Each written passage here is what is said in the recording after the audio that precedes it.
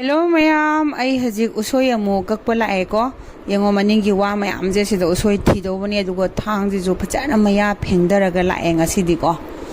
yenga se mayam hajik kayam usoi horom ge do lao tung inaro mayam une yengminarase ado si mafam je aina mamangda usoi ama hekhi mafam dune ba ko ado nauna mu thingat pra yengena lakpane ado asamadi phajaba ma horame ko si amu mayam si kaktharaje amatai matai ge je hana khara singdok pirani aduga si yan ba horaje hajik ado mayam thang ju maya di phajana phengi ebu khara siju kandi kalle ko pak tuppa ngamdre sidi khara yala matungda khongpak na khara kaudharaga tawdadi yaro si tuppa ngaira de ko khara matai matai je khara kakpira je aduga last khara ka abu matungda khongna oina karo thudi age sidi ngamdre matam yang kuina tange si tupna bo hona bada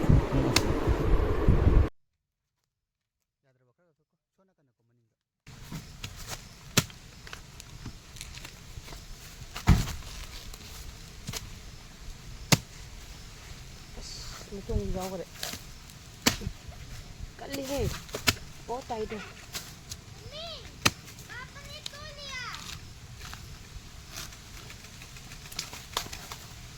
cái thằng vô nằm bàn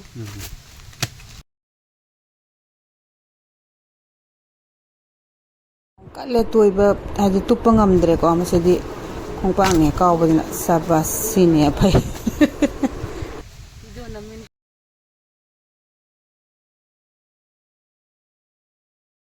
mayam yengo to chawadra adum post are ko mathangang mo topa mun thiraje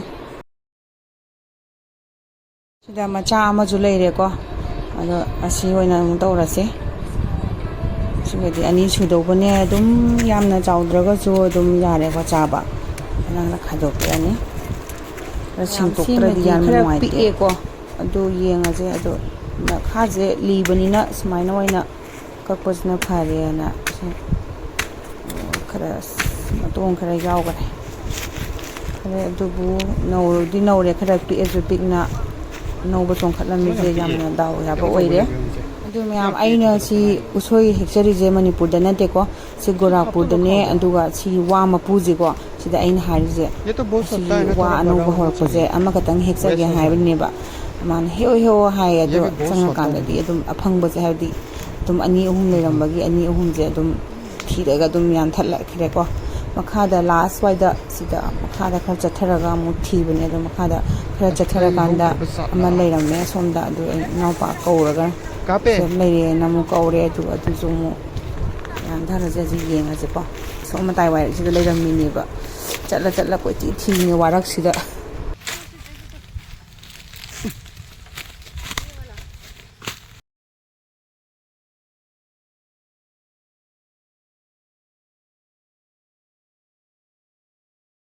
mayam sida achouba amaju leirame ko sigadi ahum sure po sare sidi yam laina dum kakhre yam no na matongi sida ko do mayam finally ngasidi usoi khara he khare ko adu loire haji atopa wa hoba mafam leitre saida aduna ngasidi yumda halani usoi piano manga ko macha ani maga manga se ngasi helak khare yengo mayam adum post abra